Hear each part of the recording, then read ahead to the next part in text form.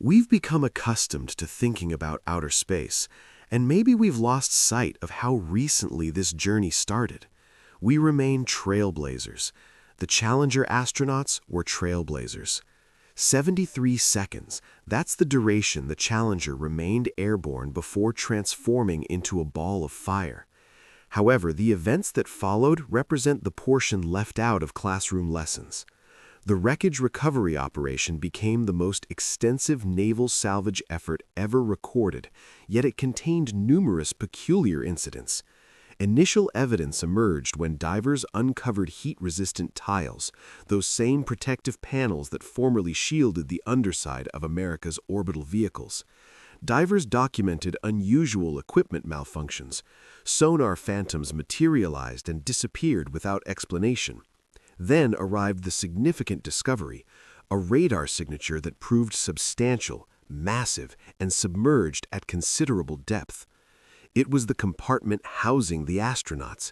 Yet when salvage teams retrieved it, the contents contradicted the authorized narrative of an instantaneous, painless conclusion.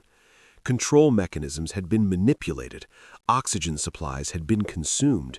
The catastrophe's chronology was on the verge of complete revision.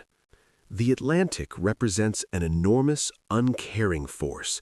It consumes vessels, aircraft, and mysteries while leaving no trail. During the winter months of 1986, it had consumed America's spacecraft program Jewel. The Challenger search transcended mere recovery. It became a frantic quest for explanations in an unforgiving setting. Surface operations were disorganized, with tons of pale wreckage drifting across the waves. The actual objective lay far beneath the surface. Naval forces had positioned numerous ships, submarines, and scientific craft to examine the seabed. The scanning area proved immense, encompassing approximately 500 square miles of moving sand and powerful underwater streams. Imagine attempting to locate one particular vehicle in a parking area spanning an entire state's dimensions, except all illumination is absent and the parking structure exists underwater. Week after week, sonar technicians monitored their displays until exhaustion set in. They pursued contacts, any deviation from the ocean bottom's uniform texture. Most frequently, nothing materialized: a submerged appliance, an aged metal container, a geological structure resembling aircraft parts. The ocean contains abundant refuse, and each mistaken identification depleted crew morale. Yet here's the complication: the waters beyond Cape Canaveral weren't empty territory. This occurred during peak Cold War tensions. While Americans hunted for their destroyed shuttle, Soviet forces maintained surveillance. Accounts emerged of Russian fishing trawlers positioned just beyond the restricted perimeter.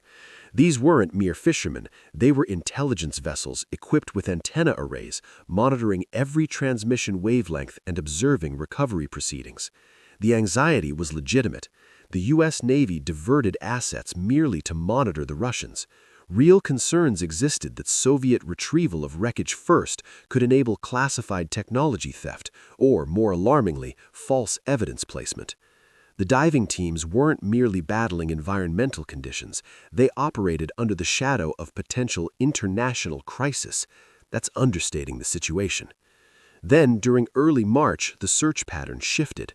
The USS Preserver, a rescue and recovery craft, was executing a side-scan sonar sweep in a sector designated as unlikely.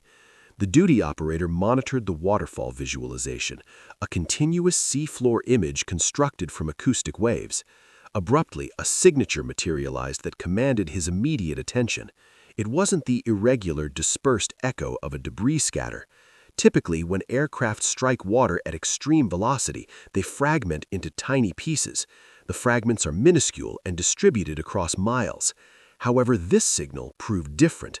It produced a firm, solid echo. It possessed defined boundaries. It displayed geometric properties. Natural formations don't create perpendicular angles, and they certainly don't produce large box-like configurations amid sandy plains. The operator contacted the bridge. "Note this contact," he stated. The vessel circled backward, passing the sonar across the location again from an alternate direction. The image gained clarity. It was a substantial object resting heavily within the sediment, partially obscured but unmistakably artificial. Its dimensions measured roughly 30 feet longitudinally. Silence filled the room. The measurements didn't correspond to the wings. They didn't match the tail assembly. They didn't align with the cargo bay doors. Only one shuttle component possessed that size and configuration.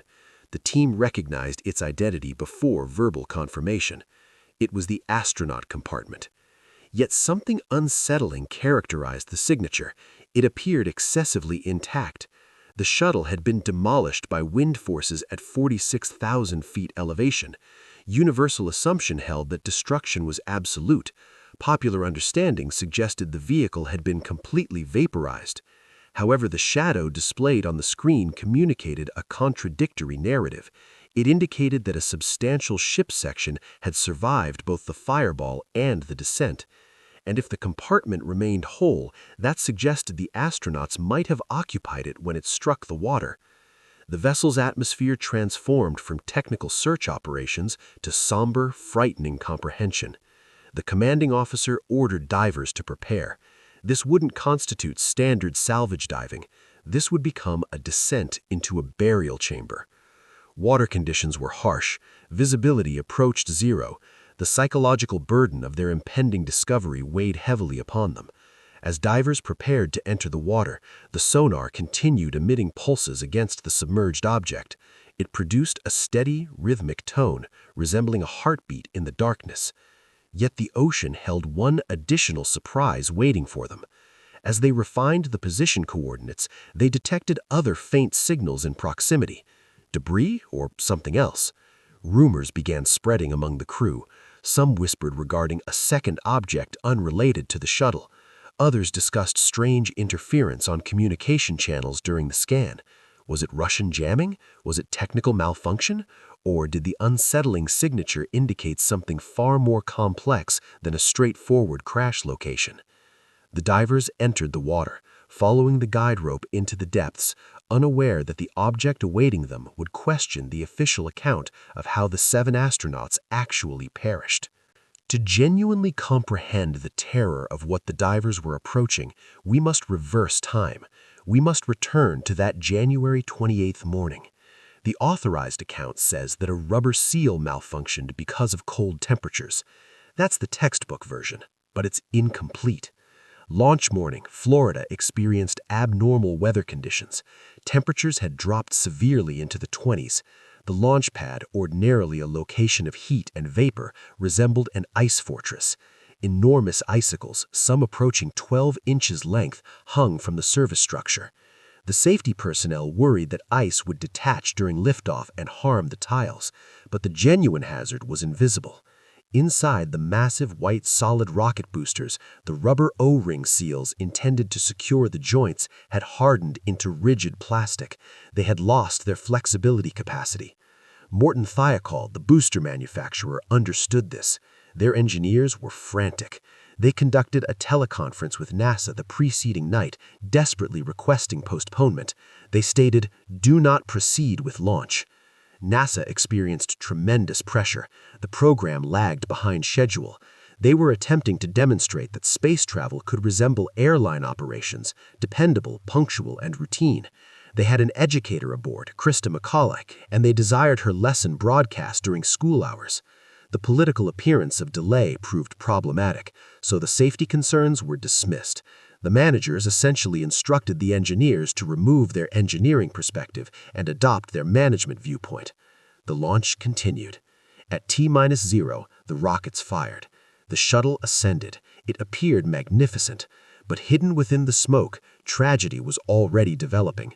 Within 1 second, black smoke puffed from the aft field joint of the right booster. The seal had broken. But then it appeared to reseal. Aluminum oxide from the combusting fuel blocked the opening. For 60 seconds, it seemed they would succeed. Then the shuttle encountered wind shear. It was the most powerful wind shear ever documented for a shuttle launch. The craft was buffeted by high-altitude winds. The vibration disrupted the temporary seal. A flame jet like a blowtorch escaped from the booster's side. It burned through the struts securing the booster to the tank. Here's where alternative explanations begin emerging wildly.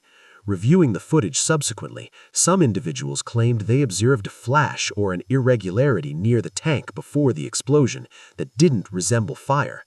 Conspiracy advocates seized upon this. They alleged it was a laser attack. Why would anyone laser the shuttle? The Cold War. The hypothesis suggested the Soviets used a space-based weapon or submarine-launched laser to sabotage the launch, ensuring the American Star Wars defense initiative would be crippled. Is it outrageous? Absolutely. But in 1986, with nuclear tensions at maximum levels, people believed anything seemed plausible. Rumors circulated regarding a brown box, a mysterious electronic apparatus that some claimed was attached to the external tank, transmitting strange signals. NASA denied it, naturally, but let's adhere to the facts, which are frightening enough. The flame penetrated the tank. The tank's bottom section detached. The liquid hydrogen and liquid oxygen combined. Explosion.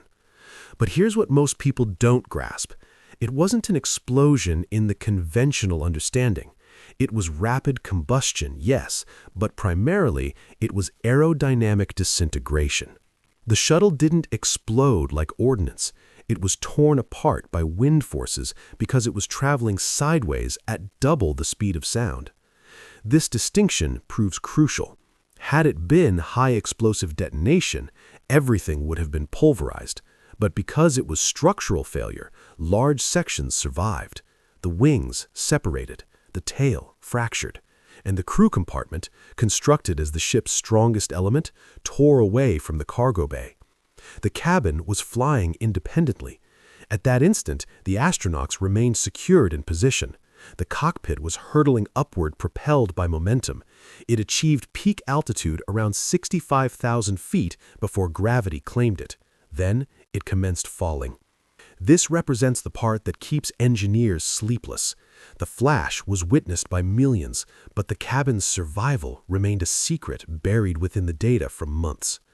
The video documentation shows the nose section emerging from the fireball undamaged, trailing a tangle of cables. So when the divers were examining that sonar signature weeks afterward, they weren't examining scrap metal fragments. They were examining a vessel that had flown a ballistic path for 2 minutes and 45 seconds following the explosion. The mystery wasn't solely about the mechanical failure. It concerned the experience of the descent. Did they possess awareness? Were they conscious? And why did the signature on the ocean floor appear so deliberate? Some theorists even proposed that the shuttle was brought down by internal sabotage, a disgruntled worker, a compromised component. The wild hypotheses ranged from the conceivable, manufacturing defects concealed by corruption, to the insane. The crew was removed before launch and the shuttle was vacant.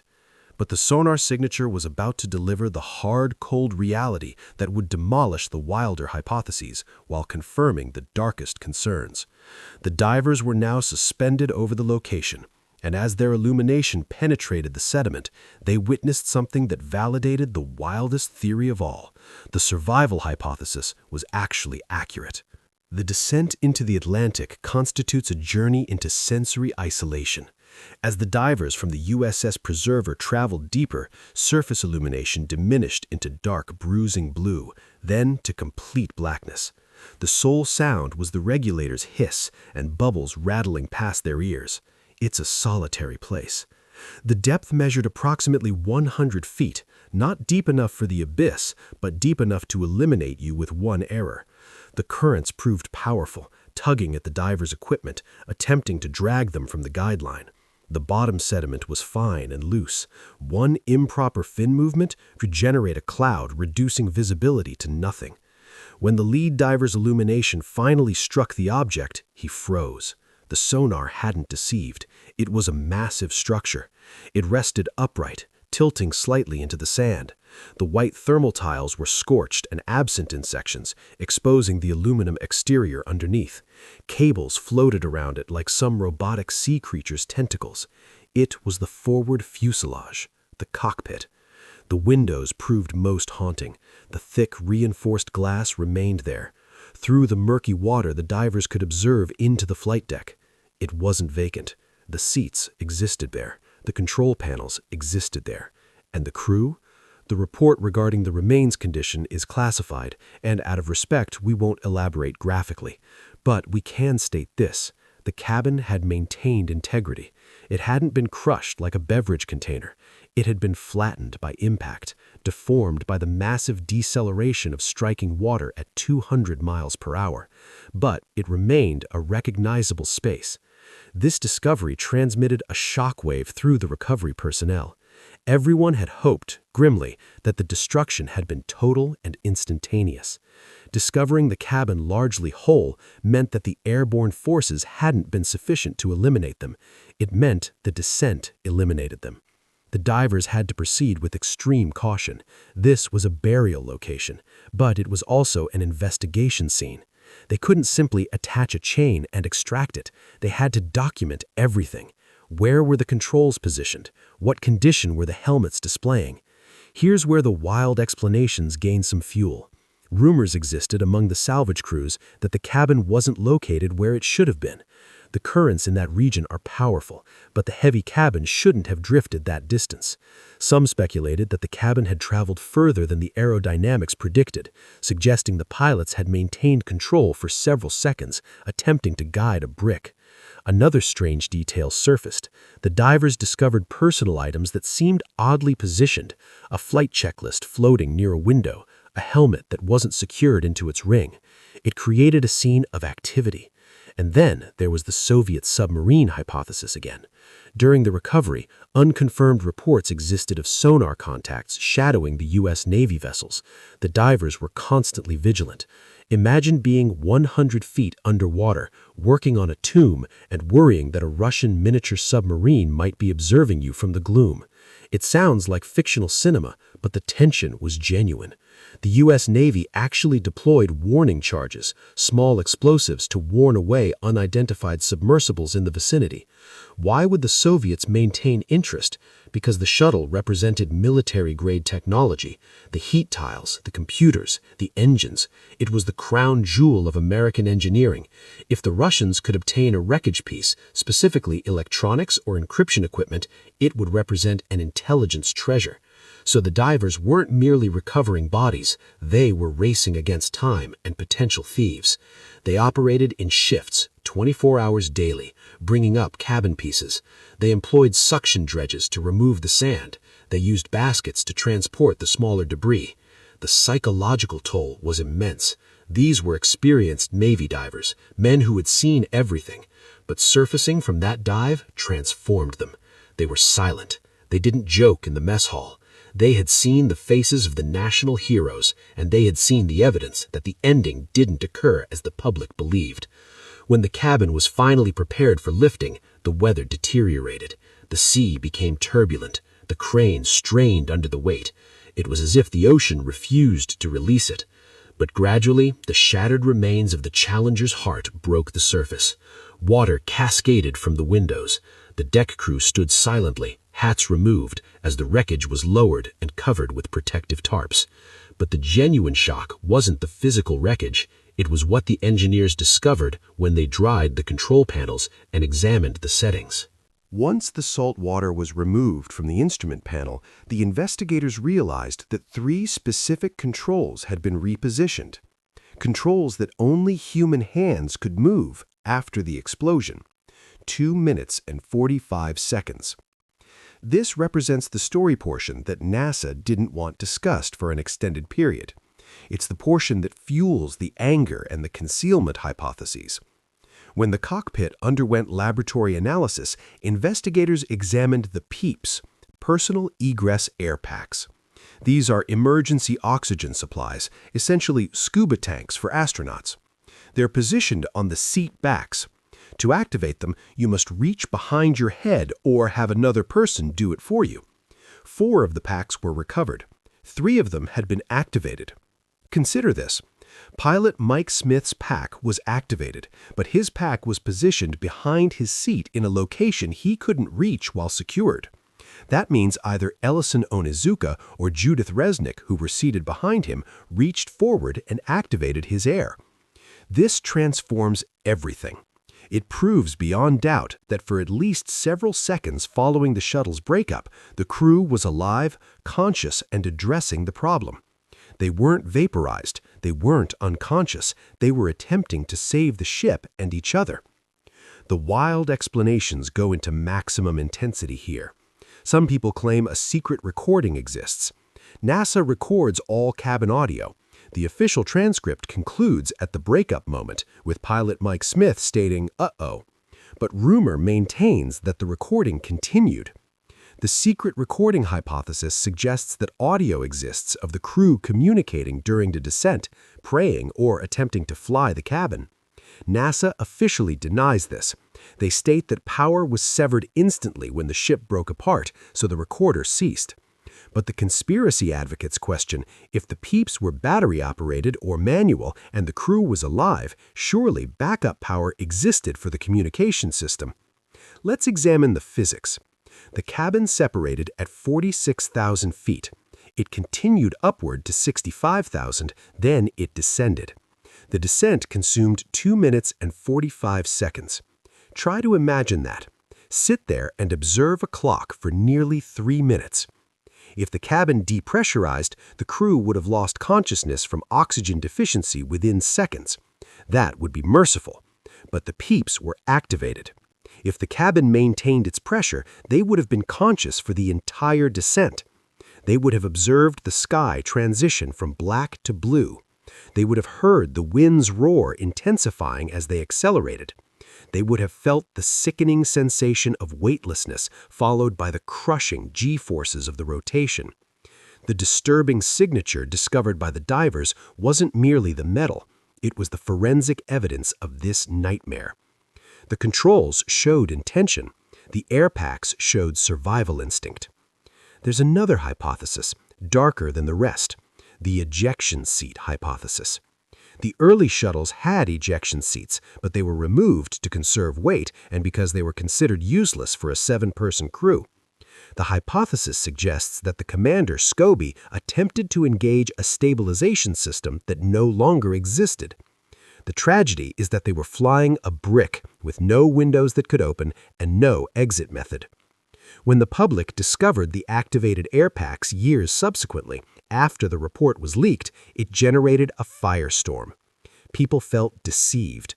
NASA had permitted the instant death narrative to persist because it was less painful for the families and less damaging to the program. Admitting that they fell to their deaths while attempting to repair the ship made the O-Ring's decision's negligence feel like murder.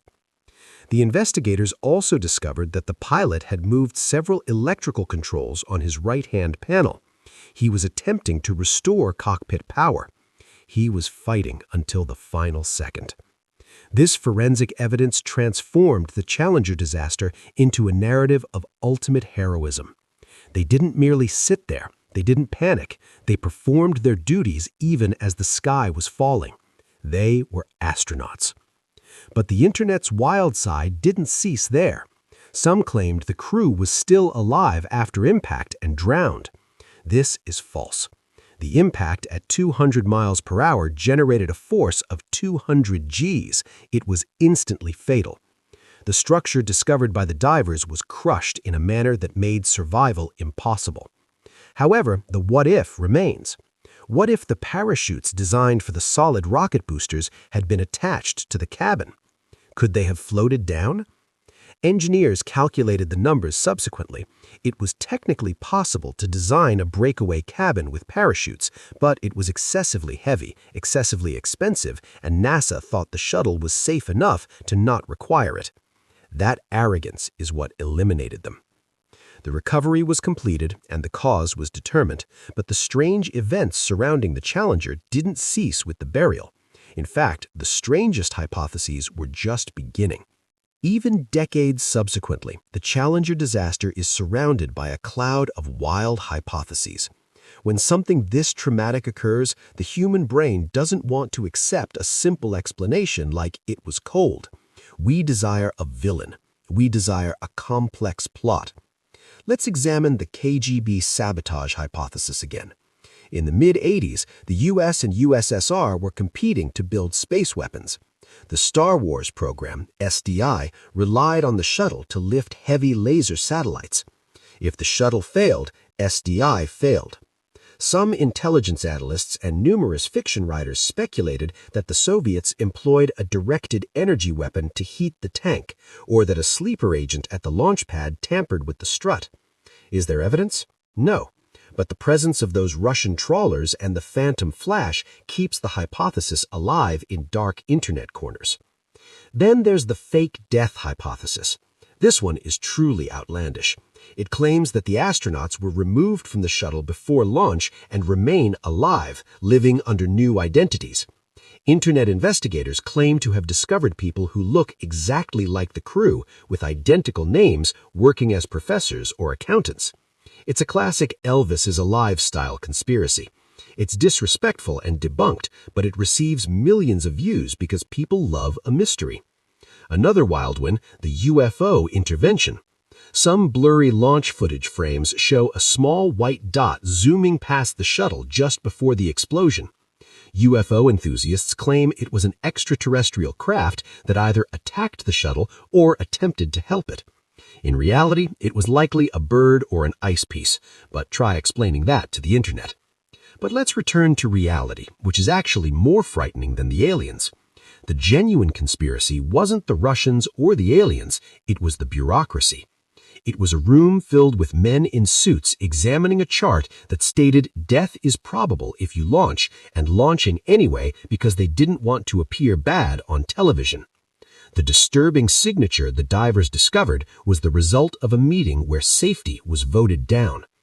The divers who touched that wreckage know the truth. They witnessed the reality of physics and biology. They didn't witness laser burns or alien marks. They witnessed a machine that failed because of arrogance. The legacy of that dive remains with us. The Challenger pieces are buried in a decommissioned missile silo at Cape Canaveral, sealed in concrete. NASA literally buried the evidence, not to conceal it, but to honor it. They treat it like a tomb. Occasionally, a debris piece washes onto a Florida beach, a ghostly reminder from 1986. And those divers? They changed how we search the ocean. The technology used to find the Challenger, side-scan sonar, deep-rated ROVs, was refined during that mission. It paved the way for finding the Titanic and the search for MH17. The signature they discovered on the screen that day was a warning. It told us that the ocean is deep, space is difficult, and we are fragile. The wild hypotheses are merely our method of attempting to make sense of the senseless. But the truth discovered in the sediment is that 7 brave people fought for their lives while falling from the stars, and we owe it to them to remember the reality, not merely the rumors. Does that make the Challenger disaster a narrative of failure or a narrative of ultimate courage? And what do you make of the Soviet spy ship reports? Do you think we received the complete story? Let me know in the comments. If you want more deep investigations into history's darkest secrets, smash that like button and subscribe. See you in the next one.